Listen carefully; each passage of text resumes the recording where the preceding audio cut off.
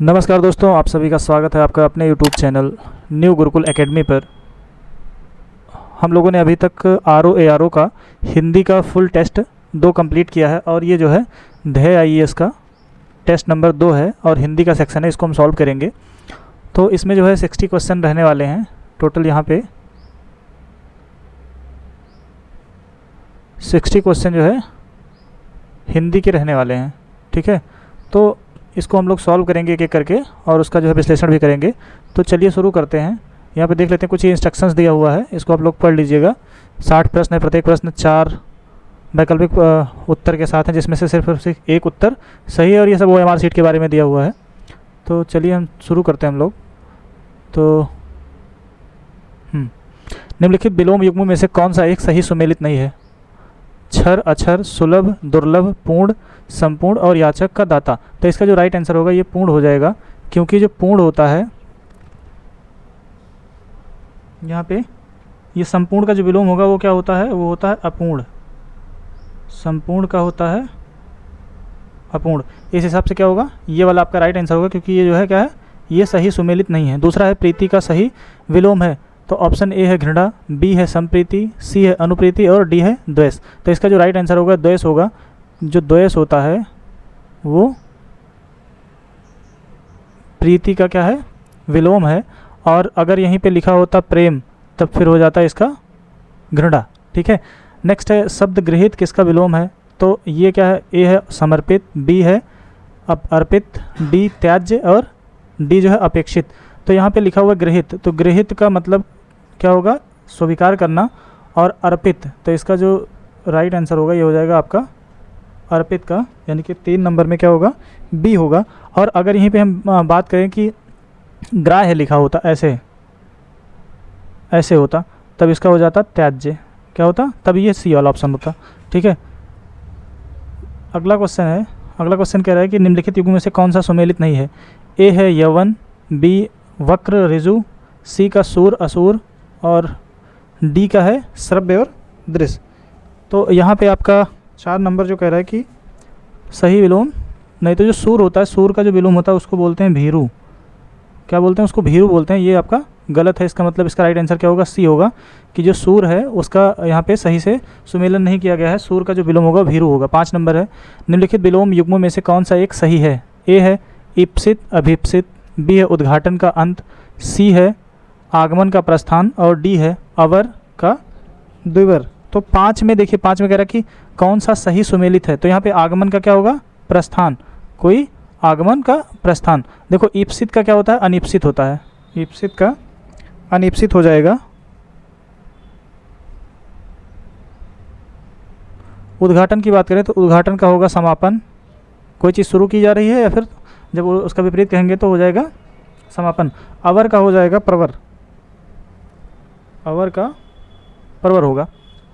Question number 6 की बात करें तो 6 में कह रहा है कि हर्ष का विलोम है।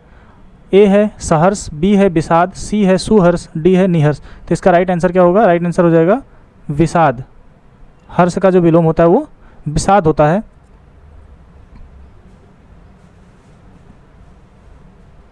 चलिए अब हम 7 नंबर देखते हैं। 7 नंबर क्या है?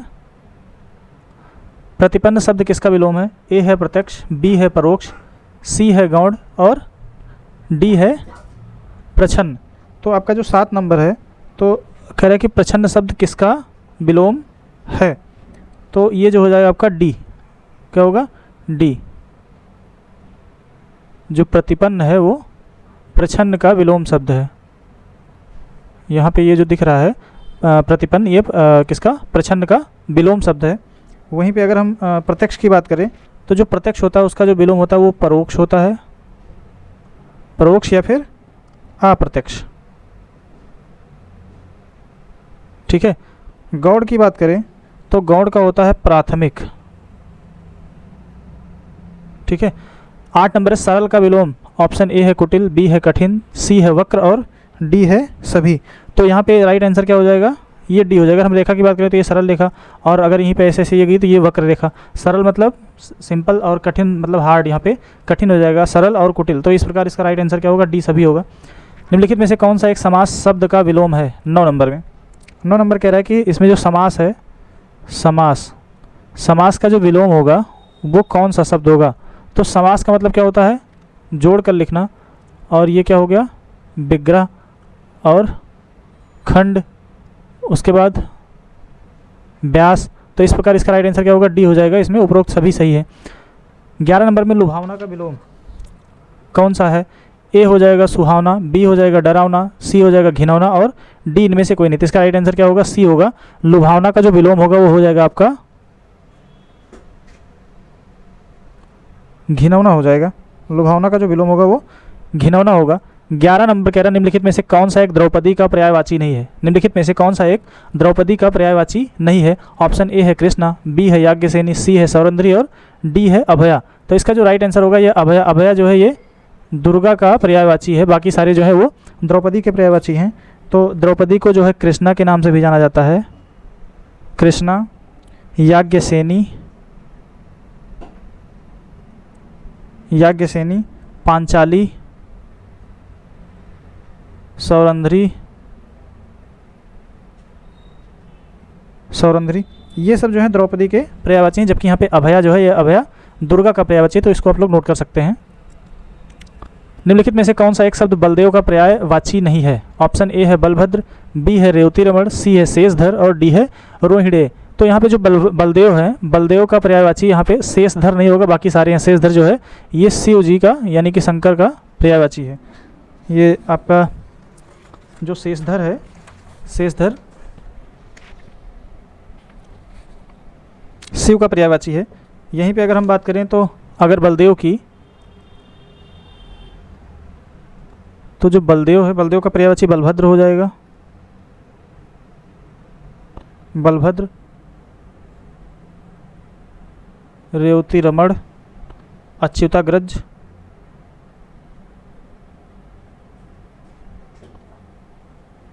अच्युताग्रज, हलायुध, उसके बाद रोहिणे और मुसली और हल, मुसली हल, ये सब जो है बलदेव के पर्यायवाची हैं। जबकि यहाँ पे शेषधर जो है वो शिव का पर्यायवाची है। निम्नलिखित में कौन सा एक पर्यायवाची वर्ग अशुद्ध है? तो स्वामीनाथ खाविंद, ये आपका जो है ये पति का पर्यायवाची है। ये जो है स्वामीनाथ और खाविंद जो है ये पति का पर्यायवाची है। वहीं पे बी की बात करें, तिरोहित, अगोचर, गुप्त, तो ये जो है आपका अप्रत्यक्ष, इसको कहेंगे अप्रत्यक्ष कहेंगे। और भूभृत, महीधर, फड़िंद, तो ये आपका जो हो जाएगा फड़िंद्र, ये आपका, हाँ यहाँ पे पहले सुरार, निशाचर, रजनीचर देख लेते हैं। तो ये जो है सुरार, निशाचर, रजनीचर, ये जो है राक्षस के पर्यायवाची हैं। किसके? राक्षस के पर्यायवाची हैं। वहीं पे अगर हम पर्वत की बात करें तो पर्वत का जो है ये हो जाता है भूभृत, महीधर और आद्री। तो इसका जो राइट आंसर होगा ये सी होगा, क्योंकि यहाँ पे ये जो है सही सुमेलित नहीं है। सही सुमेलित क्यों नहीं है? क्योंकि जो फड़ींद्र है ये वाला, ये पर्टिकुलर शेषनाग किसका है? ये शेषनाग का पर्यायवाची है। और ये शुरू के जो दो हैं ये पर्वत के पर्यायवाची हैं। किसके? ये पर्वत के पर्यायवाची हैं। तो अगर हम पर्वत के पर्यायवाची की बात करें तो पर्वत की कुछ पर्यायवाची लिख लेते हैं, जैसे भूभृत, भूभृत, महीधर, महीधर हो गया, आद्री, कहते हैं ना हिमाद्री, तो लास्ट में आद्री लगा हुआ है ना, नग, ये यहाँ पे हस्वा रहेगा,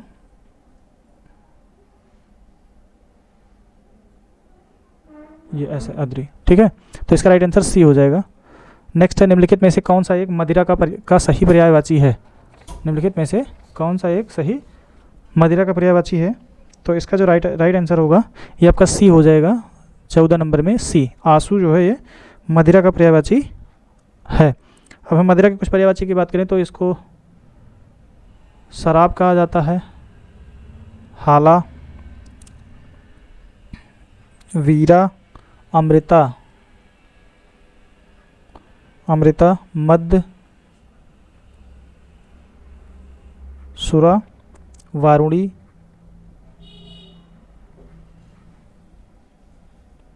आसव।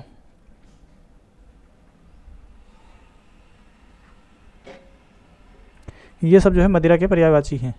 ठीक है, चलिए अब नेक्स्ट हम देखते हैं क्वेश्चन नंबर 15। क्वेश्चन नंबर 15 कह रहा है किन्नरेस किसका पर्यायवाची है। तो 15 नंबर में जो किन्नरेस है वो कुबेर का पर्यायवाची होगा। ये आपका राइट आंसर बी हो जाएगा। निम्नलिखित विकल्पों की दृष्टि से कौन सा एक पर्यायवाची की दृष्टि से सही है।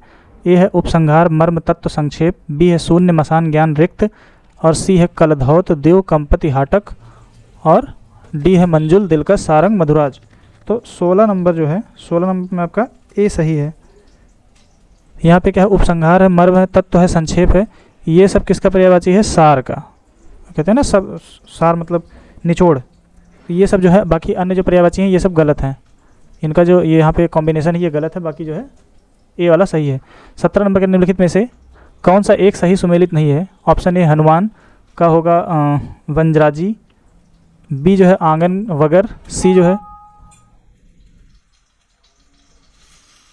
है कुबेर सितिकंठ, और डी जो है गरुड़ हरियाण। ठीक है, तो आपका जो 17 नंबर है 17 में जो सी है ये सही सुमेलित नहीं है, क्योंकि जो सितिकंठ है, सितिकंठ जो है ये महादेव का पर्यायवाची है। किसका, ये महादेव का पर्यायवाची है, बाकी अन्य सभी जो है सही सुमेलित हैं। नेक्स्ट 18 नंबर चलते हैं। 18 नंबर के निम्नलिखित में से कौन सा एक सागर का पर्यायवाची नहीं है। ए जो है अर्णव, बी है नदीस, सी है जलधि, और डी है पयोधि। तो आपका जो 18 नंबर है ये डी नंबर, ये आपका जो है सागर का पर्यायवाची नहीं है, ये जो है बादल का पर्यायवाची है। ये जो है आपका बादल का पर्यायवाची है। अगर हम सागर के पर्यायवाची की बात करें तो जो सागर का पर्यायवाची होगा ये आपका हो जाएगा समुद्र, समुद्र, पारावर, पारावर, उदधि, उदधि, जलधि, जलधि के बाद हो जाएगा पयोधि, रत्नाकर यानी कि रत्नों की खान, अर्णव नदीस, अर्णव नदीस। तो ये सब जो है कुछ सागर के पर्यायवाची हैं। देखिए जल के पर्यायवाची में क्या जोड़ दें, धी जोड़ दें तो बन जाता है सागर का पर्यायवाची, और वहीं जल के पर्यायवाची में अगर हम क्या जोड़ दें, दी जोड़ दें तो ये बन जाता है बादल का पर्यायवाची, बादल। ठीक है, 19 नंबर में कह रहा है कुंभिल किसका पर्यायवाची है। तो कुंभिल जो है आपका चोर का पर्यायवाची, तो 19 नंबर में सी आपका सही होगा, कुंभिल जो है चोर का पर्यायवाची है। 20 नंबर सिखी ध्वजी केकी इत्यादि किसका पर्यायवाची है। तो ये जो है मोर का पर्यायवाची है, सिखी ध्वजी केकी ये जो है मोर का पर्यायवाची है। और मोर के कुछ अन्य पर्यायवाची हैं जिनको बोला जाता है शिवसुत, शिवसुत वाहन, शिवसुत वाहन, नीलकंठ, कलापी, कलापी, शिखंडी, शिखंडी के बाद सारंग, ये जो है मोर के पर्यायवाची हैं। रीता का सही तत्सम है। ए है ऋतिका, बी है रेता, सी है रिक्त, डी है रीत्रा। तो 21 नंबर में आपका सी आंसर सही होगा, रिक्त होगा। रीता का जो सही तत्सम होगा वो रिक्त हो जाएगा। चलिए नेक्स्ट देखते हैं हम 22 नंबर। निम्नलिखित तद्भव तत्सम युग में से कौन सा एक बेमेल है। ए है ऊन ऊण, बी है जामुन जम्बू, सी जो है चबूतरा और यहाँ पे होगा चतवाल, और डी जो है ये है कपूत और कर्पूर। तो 22 नंबर में आपका ये डी वाला राइट आंसर होगा, क्योंकि जो कपूत है ये कुपुत्र का पर्यायवाची है, अरे कुपुत्र का जो है तद्भव है। तो इस प्रकार ये क्या हो जाएगा, अगर हम कपूत की बात करें तो कपूत क्या है, कपूत एक तद्भव शब्द है। तद्भव किसका तद्भव है, कुपुत्र जो कि एक तत्सम शब्द है। ठीक है, 23 नंबर में एक तत्सम शब्द है, कौन सा, सांचा, रुखाई, मशरू, में। तो इसका जो राइट आंसर होगा ये 23 हो जाएगा। 23 में क्या होगा, ये जो है तत्सम है। तो यहाँ पे अगर हम बात करें कि तत्सम और तद्भव जो है, तो देखिए एक साइड हम लिख लेते हैं तद्भव और इधर तत्सम, इधर सांचा, रुखाई, मूछ और मेह। ठीक है, तो सांचा का हो जाएगा सच्चक, रुखाई का हो जाएगा रुक्षता, मूछ का हो जाएगा मशरू, और मेघ का होगा मेघ। ठीक है, चलिए नेक्स्ट देखते हैं हम 24 नंबर। 24 नंबर के अंदर निम्नलिखित तत्सम तद्भव युग्मों में से कौन सा एक सही सुमेलित नहीं है। देखिए तत्सम तद्भव, यहाँ पे ये क्या है, प्रिय और पिया, स्नेह और नेह, खरपर और खपटा, और यहाँ पे डी कपड़ा और करपट। तो ये देखो, ये इसको अगर ऐसे कर दिया गया होता, पहले होता करपट उसके बाद में होता कपड़ा, तो आपका ये हो जाता तत्सम और ये हो जाता तद्भव। ठीक है, तो इस प्रकार ये जो है डी 24 नंबर में आपका जो डी है वो राइट आंसर होगा कि ये जो है सही सुमेलित नहीं है। 25 नंबर में एक तद्भव शब्द है, ए है शून्य, बी है सिम्बा, सी है सौत और डी है हीरक। तो आपका जो 25 नंबर है, 25 नंबर में सी जो है सही है। ये क्या है, ये आपका एक तद्भव शब्द है। क्या है, तद्भव शब्द है।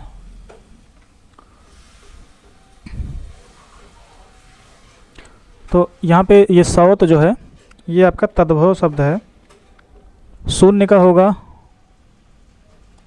सूना, सिम्बा का हो जाएगा सेम,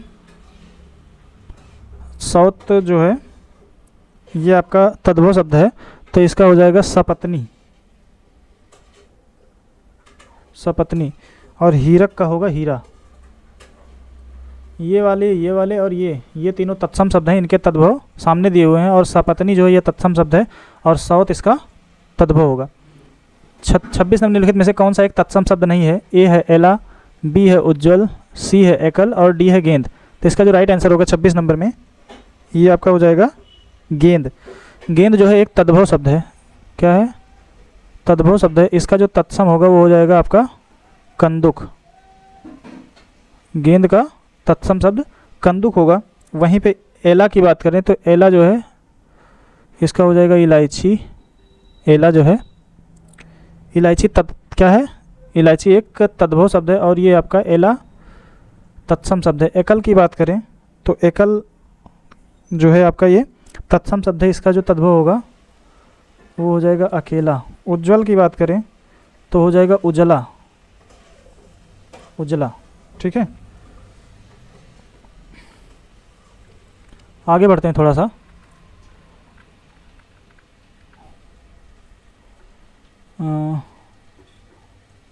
निम्नलिखित में से तत्सम तद्भव युग्म की दृष्टि से कौन सा गलत है। ए है लोचन, लोचन का लोयन, बी जो है मुष्टि का मूठ, सी जो है दुर्लभ का दूल्हा और डी जो है जानना का ज्ञान। तो आपका जो 27 नंबर है, 27 नंबर में डी होगा। 27 में जो ये डी है ये आपका गलत है। गलत किस लिए है, क्योंकि ये जो है तद्भव तत्सम युग्म। अगर यहाँ पे क्या होता है, यहाँ पे ज्ञान होता और यहाँ पे जानना होता तो ये आपका सही हो जाता, अदरवाइज ये गलत है। ये तद्भव तत्सम लिखा हुआ है, ना कि तत्सम तद्भव लिखा है। यहाँ पे 28 नंबर नेवला का तत्सम शब्द है। नेवला का तत्सम शब्द हो जाएगा नकुल। आपका ये राइट आंसर सी हो जाएगा। और 29 नंबर में उद्वर्तन का सही उद्भव शब्द है। ए है उघड़ना, बी है अवघड़, सी है उबटन और डी है उद्घाटन। तो 29 नंबर में आपका सी जो है राइट आंसर होगा। उद्वर्तन का जो तद्भव होता है वो होता है उबटन। उबटन मतलब लेप होता है जो लगाया जाता है। चलिए आगे चलते हैं। अब हम बढ़ते हैं क्वेश्चन नंबर 30 की तरफ। निम्नलिखित तद्भव शब्दों का कौन सा सही विकल्प है 30 नंबर में। तो जो 30 है इसमें आपका बी वाला राइट आंसर होगा। शीशम है, रैन है, भालू है और पान है।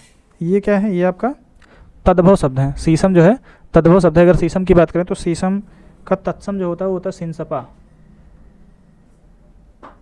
सिनसपा। रैन का जो होगा, रैन का रजनी। ये सब जो है तत्सम है, ये सब तत्सम है इसके। शीशम का तत्सम सिनसपा, रैन का रजनी। भालू की बात करें तो होगा भल्लुक, ये आपका हो जाएगा भल्लुक। और पान का जो होता है ये हो जाएगा पर्ण। ठीक है, 31 नंबर में विशेष से विशेषण की दृष्टि से एक गलत युग्म है। तो 31 नंबर में जो है ये आपका राइट आंसर डी होगा। वर्णित वर्णन जो है विशेषण विशेष विशेषण की दृष्टि से गलत युग्म है। ये जो है विशेषण विशेष युग्म है। ये जो है विशेषण विशेष युग्म है, जबकि पूछ क्या रहा है कि विशेष विशेषण की दृष्टि से गलत युग्म। तो ये आपका 31 नंबर में ये डी वाला एक विशेषण शब्द नहीं है। ए जो है अलंकृत, बी जो है उपदेशक, सी जो है औचित्य और डी है झंकृत। तो जो 32 है, 32 नंबर में सी, 32 में सी जो है औचित्य क्या है? औचित्य एक विशेष से शब्द है। ये जो है विशेष से शब्द है और इसका जो विशेषण होता है, इसका जो विशेषण होता है वो होता है उचित। क्या होगा? उचित होगा। तो इस प्रकार ये जो है राइट आंसर आपका ये हो जाएगा सी। 33 नंबर पे चलते हैं। 33 में एक विशेष से शब्द है। ए है पुष्टि, बी है कौटुंबिक, सी है निजी और डी है तल्ख। तो 33 नंबर में आपका ए वाला हो जाएगा पुष्टि। ये क्या है? ये आपका विशेष से है और इसका जो विशेषण होगा वो हो जाएगा पौष्टिक। पौष्टिक हो जाएगा। कौटुंबिक की बात करें तो कौटुंबिक जो है इसका विशेष से हो जाएगा कुटुंब। क्या होगा? कुटुंब हो जाएगा। यहीं पे निजी की बात करें तो इसका हो जाएगा निज और तल्ख का हो जाएगा तलखी। तल्ख का तलखी। निम्नलिखित वाक्यों में से कौन सा एक विधेय विशेषण का उदाहरण है? ए जो है अमरूद मीठा था, बी जो है आदमी गरीब है, सी जो है प्रधानमंत्री जी हमारे हैं और डी जो है उपरोक्त सभी। तो 34 नंबर में हो जाएगा डी। 34 में ये राइट आंसर डी होगा, उपरोक्त सभी सही है। निम्नलिखित में से कौन सा एक विशेषण विशेष से युग्म की दृष्टि से गलत है? ए जो है व्याकरण का होगा व्याकरण, बी जो है वायत्य का वायु, सी का शहीद का शहादत और डी याज्ञिक का यज्ञ। तो इसका जो राइट आंसर होगा ए होगा। ये विशेषण विशेष युग्म की दृष्टि से गलत है। ये जो है विशेष से विशेषण युग्म है। ये क्या है? ये आपका विशेष और विशेषण है। जो व्याकरण है ये विशेष है और जो व्याकरण है ये जो है आपका विशेषण है। ठीक है। 36 नंबर पे देखते हैं। 36 नंबर में कह रहे हैं निम्नलिखित में से किस वाक्य में विशेषण का प्रयोग नहीं हुआ है? ए है वह पुजारी है, वह लड़की काले रंग का दुपट्टा पहनती है, यह गाय सुंदर है, वह परिश्रमी भी है। तो इसका राइट आंसर 36 में ए हो जाएगा क्योंकि इसमें किसी प्रकार के विशेषण का प्रयोग नहीं हुआ, सिर्फ और सिर्फ क्या है? वह पुजारी है। ठीक है। अब हो गया 36 नंबर के बाद 37 नंबर। तो 37, अब देखो 36 में अगर यहाँ पे बात करें जो काला है, सुंदर, परिश्रमी, ये सब क्या है? ये सब विशेषण है। ठीक है। 37 नंबर में एक विशेष से शब्द है। तो 37 में जो विशेष से शब्द है तो इसमें जो है राइट आंसर क्या होगा? आयु। 37 में जो राइट आंसर होगा आयु। डी जो है ये क्या है? ये विशेष से। अगर हम विशेषण की बात करें, विशेष और इधर विशेष से। ठीक है। तो सबसे पहले अतिरंजित है। अतिरंजित, गलत, गलत, जीवित और आयुष्मान। तो अतिरंजित का हो जाएगा आपका अतिरंजन, गलत का हो जाएगा गलती, जीवित का होगा जीवन, आयुष्मान का हो जाएगा आयु। ठीक है। उर्मी शब्द का सही विशेषण निम्नलिखित में से कौन सा है? ए जो है उर्मिल, बी जो है उर्मिल और सी जो है उर्मी और डी जो है उर्मिला। तो इसका राइट आंसर बी हो जाएगा। उर्मी शब्द जो है उसका सही विशेषण होगा उर्मिल। निम्नलिखित में से कौन सा एक शब्द प्रत्यय लगाकर विशेषण बनाया गया है? तो यहाँ पे देखो ऐतिहासिक है तो ये इतिहास में इक जोड़ा गया है, इतिहास में इक जोड़ा गया है। और यहाँ पे राष्ट्र में यह जुड़ा है और गुलाब में ई जुड़ा है। तो ये तीनों क्या हैं? तीनों जो है प्रत्यय से मिलकर बने। इस प्रकार इसका राइट आंसर क्या होगा? डी। उपरोक्त सभी सही हैं। ठीक है। क्वेश्चन नंबर 40 में चलते हैं। वह बालक जोर जोर से रोता है। इस वाक्य में जोर जोर शब्द है क्रिया विशेषण, प्रविशेषण, सी यौगिक सार्वनामिक विशेषण और विधेय विशेषण। तो 40 नंबर में ये आपका हो जाएगा ए। ये जो है क्रिया विशेषण, क्योंकि ये क्रिया की विशेषता बता रहा है। बच्चा क्या कर रहा है? रो रहा है। कैसे रो रहा है? जोर जोर से रो रहा है। तो इस प्रकार ये जो जोर जोर से ये क्या है? ये क्रिया विशेषण है। ठीक है। जैसे धीरे धीरे चलना, तेजी तेजी से खाना और धीरे धीरे रोना, तो ये सब क्या है? ये सब जो है क्रिया विशेषण है। 41 नंबर, द्विपद शब्द के लिए उपयुक्त वाक्यांश है। ए है जो 2 बार जन्म लेता हो, बी जो है जिसका जन्म पैर की उंगली से हुआ, सी जो है जो जनेऊ धारण करता हो, डी जो है जिसके 2 पद या पैर हैं। तो द्विपद, यहाँ पे द्विपद की बात करें तो 41 में क्या हो जाएगा आपका, ये डी होगा, जिसके 2 पैर हैं उसको द्विपद बोलते हैं।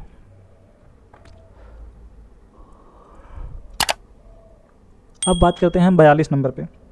42 नंबर में कह रहा है कि अल्पज्ञ शब्द के लिए एक वाक्य, तो जो कम जानता हो उसको हम बोलते हैं अल्पज्ञ, उसको बोलते हैं अल्पज्ञ। जो कुछ न जानता हो उसको बोलते हैं अज्ञ। जो सब कुछ जानता हो उसको बोलते हैं सर्वज्ञ। उसको क्या बोलते हैं, उसको सर्वज्ञ बोलते हैं। ये अल्पज्ञ हो गया, अल्पज्ञ। जो कुछ न जानता हो, जो कुछ न जानता हो वो अज्ञ होगा, जो कम जानता हो वो अल्पज्ञ हो गया, जो सब कुछ जानता हो वो सर्वज्ञ हो गया। ठीक है, तो 43 नंबर में चलते हैं। और हाँ, जो ज्ञात ना हो सके उसको बोलते हैं अज्ञात। जो ज्ञात ना हो सके उसे अज्ञात बोलते हैं। किसी कार्य के लिए दी जाने वाली आर्थिक सहायता है तो उपयुक्त शब्द क्या होगा? ऑप्शन ए है ऋण, बी जो है तकाबी, सी जो है दक्षिणा और डी जो है अनुदान। तो 43 में आपका हो जाएगा डी, अनुदान दिया जाता है। कोई कार्य करने के लिए जो आर्थिक सहायता होती है उसको अनुदान कहते हैं। 44 नंबर पर गिरधारी शब्द हेतु उपयुक्त वाक्य है। जो भू को धारण करता हो, जो पहाड़ को धारण करता हो, जो चक्र को धारण करता हो और जो चंद्र को धारण करता हो। गिर मतलब होता है पर्वत, धारी मतलब धारण करने वाला। इसका मतलब जो पहाड़ को धारण करता है उसको बोलते हैं गिरधारी। आप लोग कमेंट करके बताइए कि गिरधारी किसे कहा जाता है। और जो भू को धारण करता हो उसको बोलते हैं भूधर, उसको भूधर बोलते हैं। जो चक्र को धारण करता है उसको बोलते हैं चक्रधर। जो चंद्र को धारण करता है उसको बोलते हैं चंद्रधारी।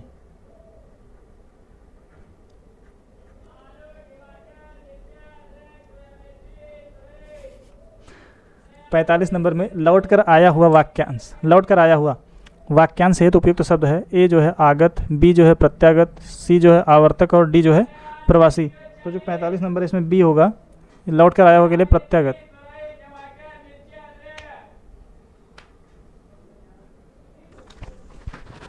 तो यहाँ पे आपका हो जाएगा 45 नंबर में ये क्या होगा, प्रत्यागत होगा। जो लौट कर आया हुआ हो उसके लिए प्रत्यागत शब्द का प्रयोग किया जाता है।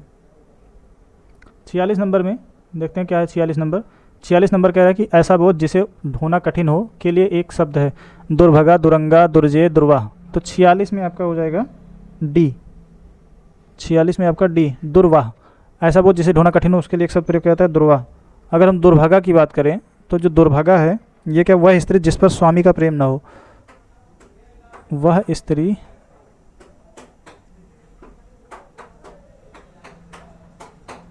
जिस पर स्वामी का प्रेम ना हो। ठीक है। दुर्जय की बात करें, दुर्जय जो कठिनता से जाना जा सके, जो कठिनता से जाना जा सके। दुरंगा जिसके 2 रंग हो, जिसके 2 रंग हो। ठीक है। 47 में अविकल शब्द है तो उपयुक्त वाक्य खंड है अविकल शब्द के लिए। तो ज्यों का त्यों, जिस कन्या का अभी अभी विवाह हो, जो शोक करने योग्य ना हो। 47 में डी, जिसने बहुत कुछ सुना हो। तो 47 नंबर में क्या हो जाएगा, ए। अविकल का मतलब होता है ज्यों का त्यों।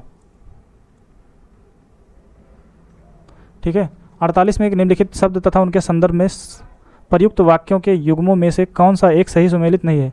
ए जो है अज, जो जन्म नहीं लेता। बी दौहित्र, पुत्री का पुत्र, 5 जन्य, युधिष्ठिर का शंख।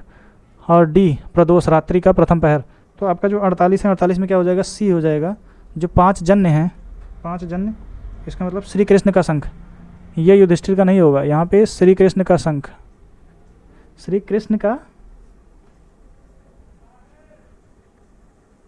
शंख।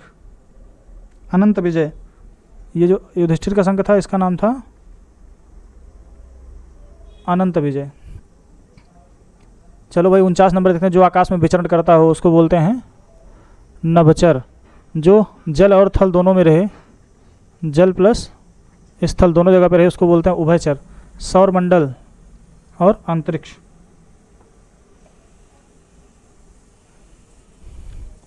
50 में मुकुल शब्द के लिए एक वाक्य है, 50 नंबर में कह रहा है मुकुल शब्द के लिए एक वाक्य, तो वह फूल जो खिलने जा रहा हो उसको बोलते हैं मुकुल। उसको क्या बोलते हैं? उसको मुकुल बोलते हैं। वह फूल जो खिला ना हो, कली। वह फूल जो खिला ना हो वो उसे कली बोलते हैं। कमल की जो डंडी होती है उसको बोलते हैं मृणाल। तालाब में खिला कमल उसको बोलते हैं सरसिज। कमल की 5 पर्यायवाची आप लोग कमेंट करके ज़रूर बताएं। ये हो गया सरसिज। 51 में कह रहा है अशुद्ध वाक्य का चयन करें। मुझे क्या करना है, मेरा और आपका घोर संबंध है, अधिकतर लोगों का यही विचार है, मौर्य काल में लोग सुखी थे। तो 51 नंबर जो है 51 में आपका बी हो जाएगा, मेरा और आपका घोर संबंध है। ये जो है गलत लिखा है, यहाँ पे होगा मेरा और आपका घनिष्ठ संबंध है। यहाँ पे क्या होगा? घनिष्ठ संबंध है। ठीक है, 52 नंबर में चलते हैं। तो 52 नंबर कह रहा है कि निम्नलिखित में से किस एक शब्द की वर्तनी शुद्ध है। ए जो है मनीषीगण, बी जो है व्याकरण, सी जो है विभीषिका और डी जो है याज्ञवल्क्य। तो 52 जो है 52 में आपका जो डी है वो शुद्ध लिखा हुआ है। ये जो है शुद्ध लिखा हुआ है। देखो मनीषीगण ये ऐसे नहीं लिखा जाता है, यहाँ पे ये लिखा जाएगा मनीषीगण। इधर व्याकरण है तो ये हो जाएगा आपका व्याकरण। विभीषिका का हो जाएगा विभीषिका, ये इस तरह होगा। और ये याज्ञवल्क्य जो है ये सही लिखा हुआ, बाकी सारे गलत लिखे हुए हैं। 53 नंबर की बात करें तो से कौन सा एक शुद्ध है? तिलांजलि, तिलांजलि, तिलांजलि और तिलांजलि। तो 53 जो है 53 में ए वाला जो है ये सही होगा। यहाँ पे देखो तिल प्लस ये अंजलि से बना हुआ है, तो आपका हो जाएगा ये तिलांजलि। 54 में कह रहा है 54 में निम्नलिखित में से कौन सा एक शुद्ध एक वर्तनी अशुद्ध है? सस्य श्यामला, श्रृंगार, मुमूर्षु, छत्र छाया। तो 54 में आपका ये डी होगा। 54 में डी जो है गलत लिखा हुआ। छत्र छाया की वर्तनी जो अशुद्ध है, इसका जो शुद्ध रूप होगा ये ऐसे होगा छत्र छाया, ये इस तरह लिखा जाएगा। बाकी सारे जो है वो सही है। 55 नंबर में कौन सा वाक्य शुद्ध है? वह घोड़े पर सवार था, केवल 4 रुपया दीजिए, केवल 4 रुपये दीजिए, उसने अनेक ग्रंथ लिखे, उपरोक्त सभी। तो 55 नंबर में जो है ये डी है। यहाँ पे ये सारे जो कथन सही लिखे हुए हैं। अब हम बात करते हैं 56 नंबर की। 56 नंबर का निम्नलिखित में से वर्तनी की दृष्टि से अशुद्ध शब्द वाला विकल्प कौन सा है? तो आपका जो 56 नंबर है 56 में ये है मुहूर्त, राज्य महल, निरपराधी, एकलौता। तो ये जो डी है 56 में ये गलत है। यहाँ पे ये अगर हम बात करें तो ये ऐसे लिखा जाएगा मुहूर्त, इधर ये मात्रा छोटा ऊ की रहेगी, ये बड़ा ऊ की मुहूर्त। ये होगा राजमहल। क्या होगा? ये राजमहल होगा। निरपराध और यहाँ पे एकलौता का होगा इकलौता, इकलौता। 57 में कह रहा है अशुद्ध वाक्य का चयन कीजिए। सब चलाचली का मेला है। 57 में कह रहा है कि अशुद्ध वाक्य का सब चलाचली का मेला है। बी शरणागत में आए व्यक्ति की रक्षा करना भारतीय संस्कृति का मूल मंत्र है। मारे राम जिलावे राम, डी मेरा रोम रोम खिल उठा। तो आपका जो 57 नंबर है 57 में आपका बी होगा, क्योंकि शरणागत की रक्षा करना। क्योंकि देखो यहाँ पे शरणागत में आए नहीं होगा, यहाँ पे क्या होगा? शरणागत व्यक्ति की रक्षा करना भारतीय संस्कृति का मूल मंत्र है। तो ये राइट आंसर क्या होगा? 57 हो जाएगा, क्योंकि 57 में बी सही है। निम्नलिखित वाक्यों में से कौन सा एक अशुद्ध है? यह स्त्री भाग्यवती है, यह पत्र आपको सूचनार्थ प्रेषित है, मुझे मेला में जाना है, देशभक्त कठोर यातनाओं को सहते हैं। तो 58 नंबर में क्या होगा? सी होगा। यहाँ पे हो जाएगा मुझे मेले में जाना है।